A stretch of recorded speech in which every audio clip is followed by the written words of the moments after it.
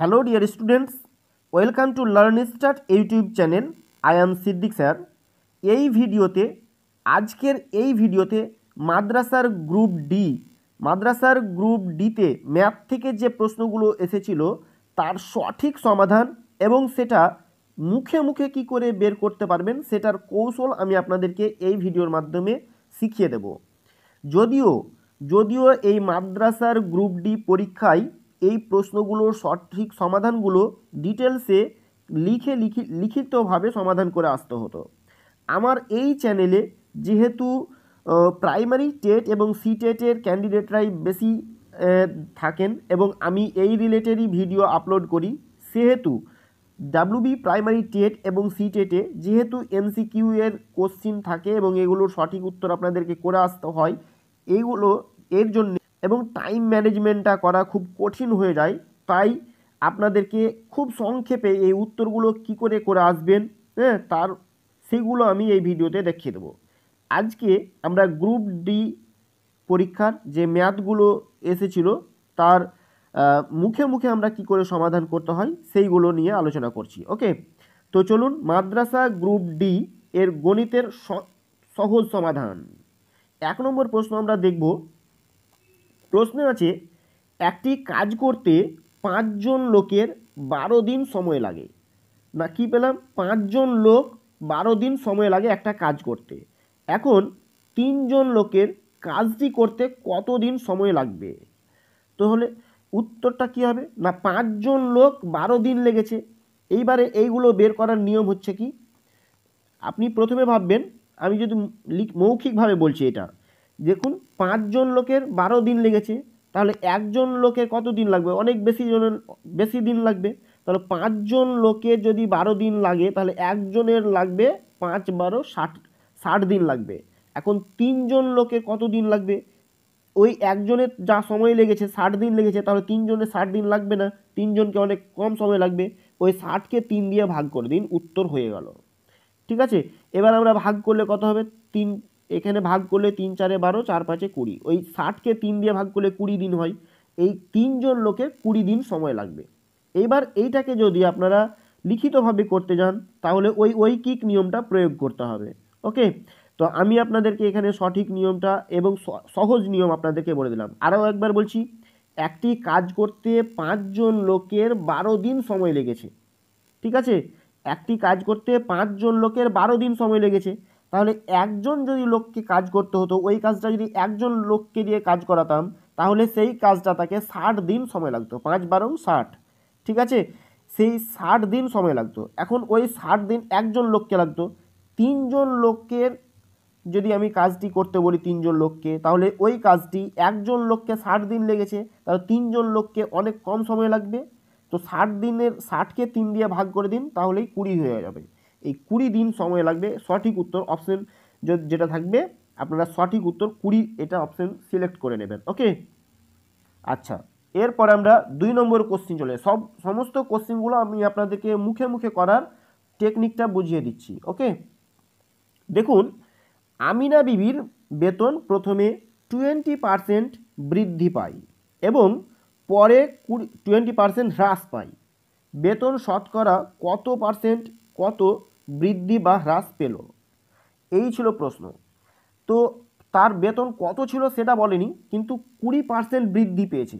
ধরে নিলাম 100 টাকা তার বেতন ছিল, তাহলে তার 20% বৃদ্ধি পেয়েছে, তার মানে তার বেতনটা হয়ে গেল 120 টাকা। কত হলো না, 120 টাকা হলো।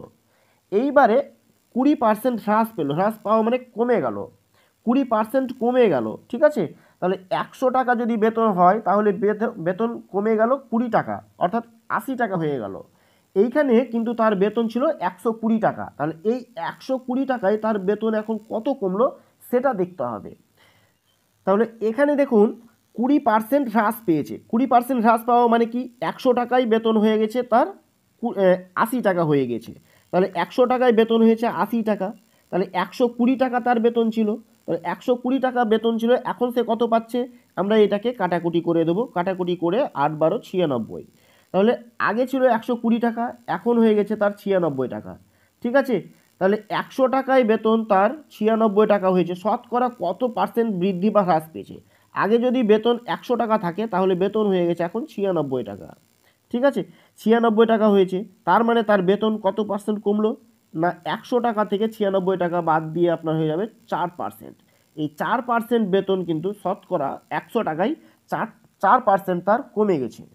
ঠিক আছে, এইভাবে আপনারা মুখে মুখে উত্তরগুলো বের করতে পারবেন। আরও একবার বুঝিয়ে দিচ্ছি, দেখুন প্রথমে বেতন 20% বাড়ানো হলো, 100 টাকায় 20 টাকা বেড়ে তার বেতন হয়ে গেল 120 টাকা।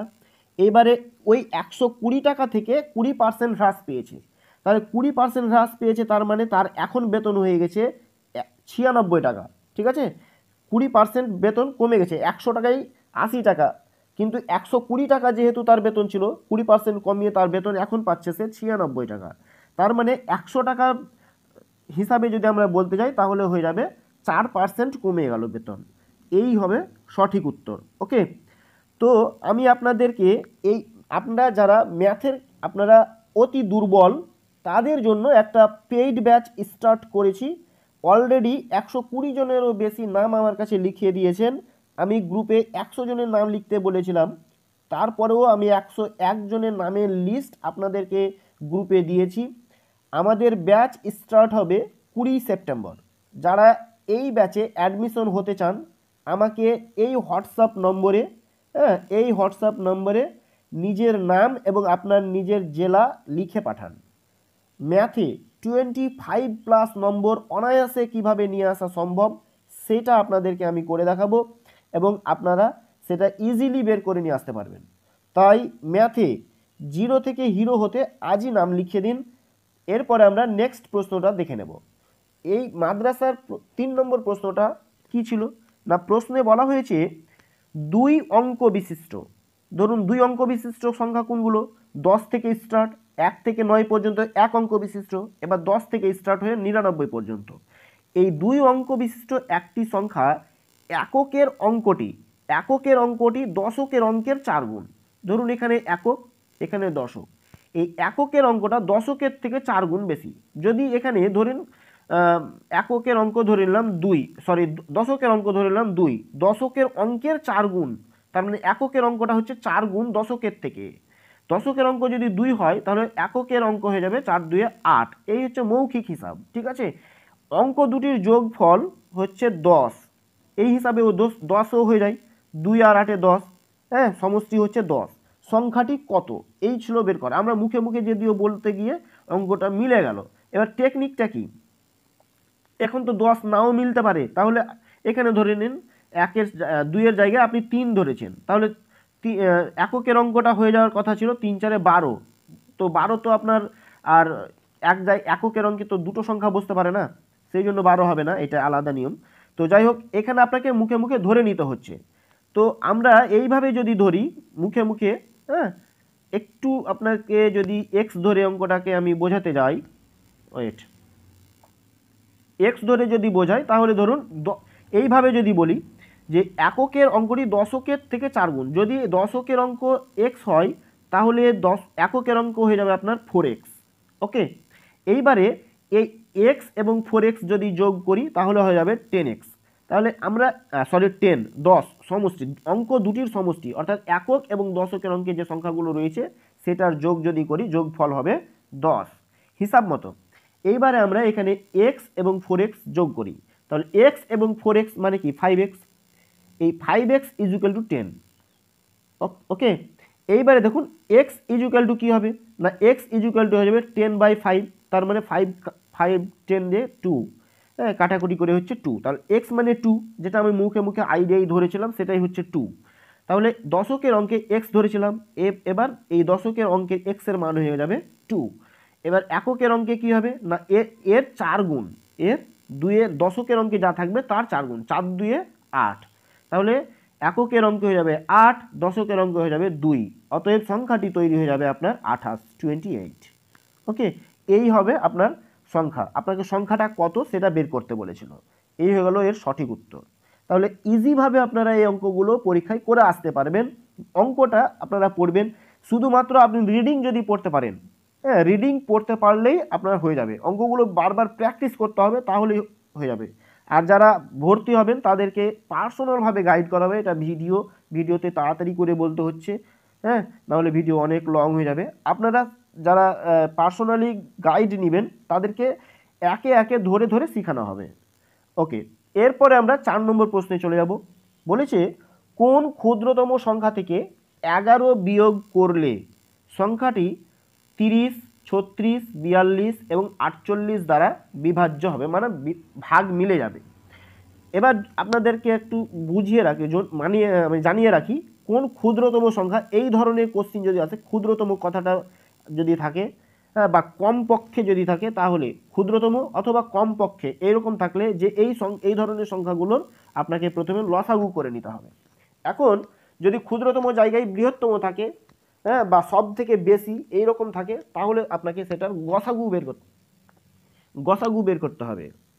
তো এই 30, 36, 42 এবং 48, এখানে লিখুন 30, 36, 42 এবং 48, এই সংখ্যাগুলোর আপনি লসাগু করেন। লসাগু কী হবে না, 2 দিয়ে ভাগ যাবে অনেকটি সংখ্যা, যেমন 15, 15 দিয়ে 30, এখানে 18, এখানে 42 থেকে 21, এখানে 48 থেকে 24। ওকে, এইবারে আবার আপনার 2 দিয়ে ভাগ যাবে, এখানে 15, এখানে 9 2 18, এটা 21, 21ই থাকবে, 24 আছে, এটা 12 হয়ে যাবে। এইবার আপনি এটাকে 3 দিয়ে ভাগ করুন। 3 দিয়ে কী হবে, 3 5 15, 3 3 9, 3 7 21, 3 4 12, এই সংখ্যাগুলো আর অন্য কোনো সংখ্যা দিয়ে ভাগ যায় না। তাহলে এইবারে আপনি কি করবেন না, এইবারে আপনি এই সংখ্যাগুলোর গুণ করে দিন। 2 2 3 5 3 7 4, এই সংখ্যাগুলো গুণ করুন। গুণ করলে কত হচ্ছে, 2 2 4, 4 3 12, 12 5 60, 5 12 60, 60কে 3 দিয়ে গুণ করলে 180, 180কে 7 এবং 8 মানে 4 7 28, 180কে 28 দিয়ে গুণ করলে 180কে 28 দিয়ে আপনি গুণ করুন, গুণ করলে আপনার হয়ে যাবে 50 40, এই হয়ে যাবে আপনার গুণফল। এইবারে এই 5040, এই সংখ্যাগুলো এই 30, 36, 42 এবং 48 দ্বারা বিভাজ্য। এবারে বলছে কোন সংখ্যা থেকে 11 বিয়োগ করলে, তার মানে এখানে হয়ে যাবে আপনার 11 যোগ যদি করি তাহলে হয়ে যাবে আপনার এখানে 5051। এই 5051 সংখ্যাটা থেকে, 5051 এই সংখ্যাটা থেকে যদি 11 বিয়োগ করি, ঠিক আছে, তাহলে 5040 আপনাকে ঘুরিয়ে বুঝতে হবে। বিয়োগ করতে বলেছে মানে বিয়োগ করলে আবার আরও কমে যাবে, কমে গেলে তার ভাগ মিলবে না। সেক্ষেত্রে আপনার 5040টাই মানে আপনাকে এই সংখ্যাগুলো দ্বারা বিভাজ্য। এই জন্য আপনাকে বুঝে নিতে হবে এখানে 5051, এই 5051 সংখ্যাটা থেকে যদি আমি 11 বিয়োগ করি, 5051 এই সংখ্যাটা থেকে যদি 11 বিয়োগ করি তাহলে হয়ে যাবে 5040। এই 5040 সংখ্যাগুলো বিভাজ্য, তার মানে উত্তর হয়ে যাবে 5051। এই 5051 থেকে প্রশ্ন পড়ুন, 5051 এই সংখ্যাটা থেকে যদি আমরা 11 বিয়োগ করি তাহলে 30, 36, 42 এবং 48 দ্বারা বিভাজ্য হবে। ওকে, এর সঠিক উত্তর হয়ে যাবে 5051। এটা লসাগু করে আসতে হতো এবং শেষে 11 যোগ করে উত্তরটা করে আসতে হতো। তো আপনারা যারা এই চ্যানেলের সাথে যুক্ত আছেন, যারা প্রাইমারি টেটের প্রস্তুতি নিচ্ছেন এবং আপনার পরিচিত কেউ মাদ্রাসার গ্রুপ ডি এর পরীক্ষা দিয়েছিল, এর সঠিক উত্তর যারা পায়নি তাদের সাথে এই ভিডিওটা শেয়ার করতে পারেন। এই চ্যানেলে সিলেবাসের প্রত্যেকটা পয়েন্ট ধরে ধরে ডিটেলসে এক্সপ্লেন করে দেওয়া হচ্ছে। চ্যানেলের সাথে যুক্ত থাকুন, চ্যানেলটিকে সাবস্ক্রাইব করে পাশে থাকুন এবং ভিডিওগুলো ভালো লাগলে একটা লাইক করুন। চ্যানেলের ডেসক্রিপশনে হোয়াটসঅ্যাপ এবং টেলিগ্রাম গ্রুপের লিঙ্ক দেওয়া আছে, সেই টেলিগ্রাম গ্রুপে, বিশেষ করে টেলিগ্রাম গ্রুপে আপনারা যুক্ত হয়ে যাবেন। টেলিগ্রাম গ্রুপে অনেক পিডিএফ আমি আপনাদেরকে ফ্রিতে প্রোভাইড করছি, সেই পিডিএফগুলো নিয়ে আপনারা প্রিন্ট আউট করুন, পড়াশোনা স্টার্ট করে দিন। যে ভিডিওগুলো দেওয়া হচ্ছে সেগুলো থামিয়ে আপনারা ভিডিওগুলো ডিটেলস নোটগুলো তৈরি করুন। তৈরি করে আমাকে প্রয়োজন পড়লে আপনারা আমাকে হোয়াটসঅ্যাপে সেই যে খাতায় নোট করলেন সেগুলো একবার ভেরিফাই করিয়ে নিন যে আপনার সেগুলো ঠিক হয়েছে কিনা। ঠিক আছে, তো এই ছিল আমাদের আজকের আলোচনা। তো আজ এই পর্যন্তই, দেখা হচ্ছে পরের ভিডিওতে। Thanks for watching, best of luck.